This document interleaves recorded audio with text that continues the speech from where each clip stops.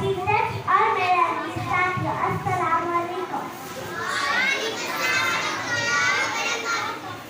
मुझे आज इस मौजू पर आपके सारे कामों का मिला है, वो है मेरी पहचान पाकिस्तान, मेरा ईमान पाकिस्तान, मेरी आन पाकिस्तान, मेरी हिंदुस्तान की मंजिल में मेरा सामान पाकिस्तान, मेरी इज्जत किसी से है मेरा ईमान पाकिस्तान। हमों की दिल में शान मेरा,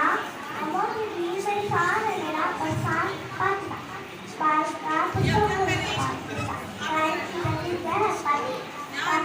का प्यारा पाकिस्तान, जी हाँ वही पाकिस्तान जिसके असूल के लिए हजारों नहीं बल्कि लाखों लोगों की कुर्बानी दी, हजारों नहीं बल्कि लाखों लोगों की कुर्बानी